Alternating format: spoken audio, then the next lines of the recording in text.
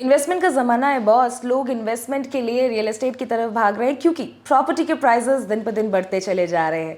इसी वजह से इस गेम में अब न्यूमैक्स की एंट्री हो गई है।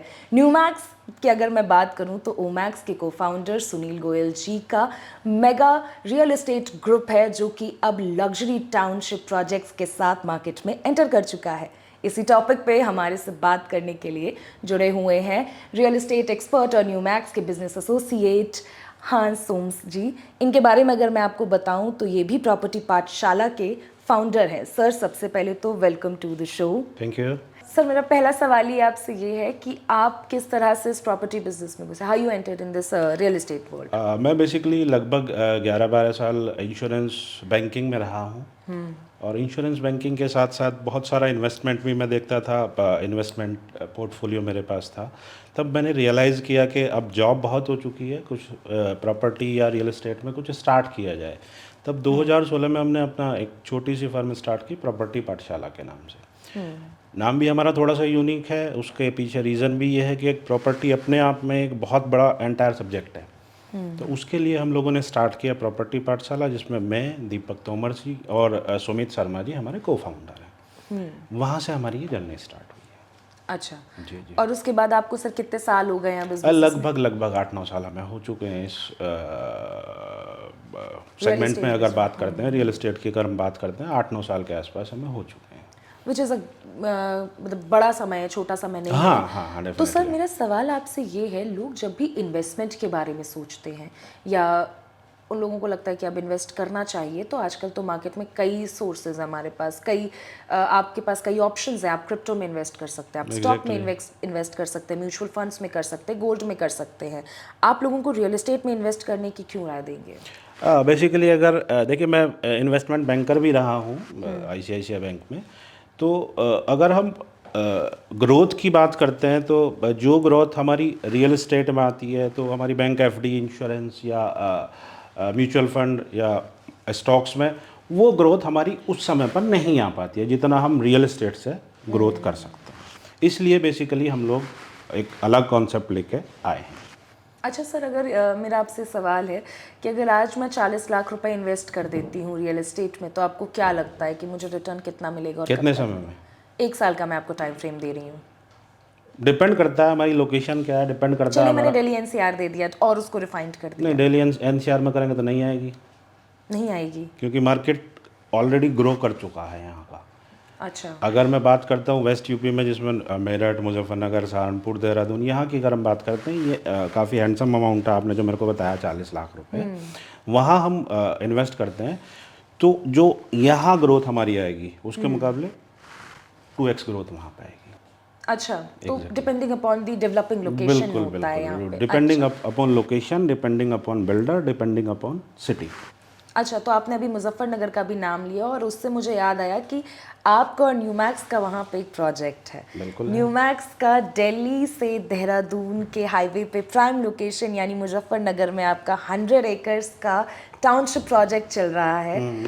सर, मुझे ये जानना है कि आपका उस टाउनशिप प्रोजेक्ट को लेकर के क्या नज़रिया है? अगर मैं एंटायर यूपी की बात करता हूँ, तो एंटायर यूपी में एक हमारा 2 जिले हैं हमारे पास, नोएडा और गाजियाबाद। अच्छा। पिछली जितनी भी सरकारें रही हैं, डेवलपमेंट यहीं रहा है। अभी की अगर हम बात करते हैं तो वेस्ट यूपी में मेरठ, मुजफ्फरनगर, सहारनपुर, ये ऐसी सिटीज़ हैं जो डेवलप्ड सिटी हैं, डेवलपिंग सिटी हैं, सॉरी। यहाँ ग्रो कर रही हैं, कंपनीज आ रही हैं, लोग इन्वेस्ट कर रहे हैं, हाईवेज बन रहे हैं, रैपिड जा रही है। तो जो ग्रोथ वहाँ हो सकती है, वो ग्रोथ यहाँ थोड़ा सा कम पॉसिबल है अभी के लिए। तो इसलिए अगर मैं न्यूमैक्स की बात करूँ, 600 बीघे की 100 एकड़ की इंटीग्रेटेड टाउनशिप है।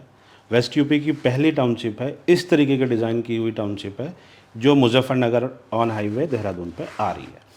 अगर हम न्यूमेक्स ग्रुप की बात करते हैं, लगभग 1 साल के आसपास हमें हो चुका है न्यूमेक्स ग्रुप में। वहाँ मतलब स्टार्ट किए हुए, मतलब हम अगर रिस्पांस की बात करते हैं तो रियल एस्टेट में लगभग 8-9 साल मेरे को भी हो गए। जो रिस्पांस न्यूमेक्स को मिला अभी तक नहीं है किसी के पास। नहीं है। सर न्यूमैक्स के बारे में जब मैं सुनती हूँ और आपके मुजफ्फरनगर प्रोजेक्ट के बारे में जब मैं सुनती हूँ तो एक सवाल मेरे दिमाग में आता है, लोग आजकल गेटेड टाउनशिप की तरफ भागते हैं। एग्जैक्टली। तो अपना न्यूमैक्स का डिफरेंट कैसे है उनसे? डिफरेंट, पहली चीज़ इंटीग्रेटेड टाउनशिप। अगर मैं वेस्ट यूपी की बात करता हूँ, एक्सेप्ट गाजियाबाद और नोएडा छोड़ के, तो हमारे वेस्ट यूपी की पहली इंटीग्रेटेड टाउनशिप है ये। अच्छा, तो दैट्स मेक द डिफरेंस। बिल्कुल। अच्छा ठीक है सर, समझ गई। अब मेरा बात हो गई टाउनशिप के बारे में, मेरी बात हो गई आपके बारे में। अब बात कर लेते हैं आपके और न्यूमैक्स के बारे में। सर जी। आपका और न्यूमैक्स का रिलेशन कैसा है? न्यूमेक्स हमारे लिए कंपनी नहीं, एक परिवार है। परिवार है। बिल्कुल। बिकॉज सुनील गोयल सर बिल्कुल सर, अभिभावक हैं हमारे वो। ऐसा लगता है कि हम अगर उनसे बात भी करते हैं तो ऐसा लगता है कि किसी अपने घर के बड़े से बात कर रहे हैं। तो नॉर्मली परिवार है ऐसा। कंपनी हम ना कभी हमने सोचा ना कभी उन्होंने सोचा कि हम उनके एसोसिएट हैं।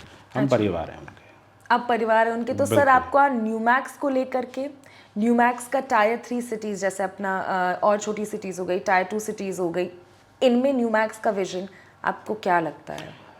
अगर मैं मुजफ्फरनगर की बात करता हूँ, जैसा आपने कहा टायर 2 या टायर 3 सिटीज़ की, तो एक फेज़ होता है। तो मुजफ्फरनगर का फेज़ अब से पहले, न्यूमेक्स से पहले क्या था, न्यूमेक्स के बाद क्या होगा। तो एक बेंचमार्क रहेगा न्यूमेक्स एंटायर वेस्ट यूपी के लिए। अभी जैसे न्यूमेक्स मुजफ्फरनगर में अपना दूसरा प्रोजेक्ट भी आ चुका है, तो वहाँ का जो रिस्पांस है, वहाँ की जो मतलब लोग बाग एक्सेप्ट कर रहे हैं हम लोगों को, उसमें हमारा मेरठ का भी लोग इन्वेस्ट कर रहे हैं, मुजफ्फरनगर के भी इन्वेस्ट कर रहे हैं, इवन दिल्ली और यहाँ के भी इन्वेस्ट कर रहे हैं। तो एक चीज़ कह सकते हैं कि एक फ़ेज़ है। एक फ़ेज़ के बाद न्यूमेक्स के बाद पहला फेज़ था, अब न्यूमेक्स के बाद नया फेज़ आएगा। अब जो प्लेयर्स आएंगे उनके लिए न्यूमेक्स एक बेंचमार्क रहेगा।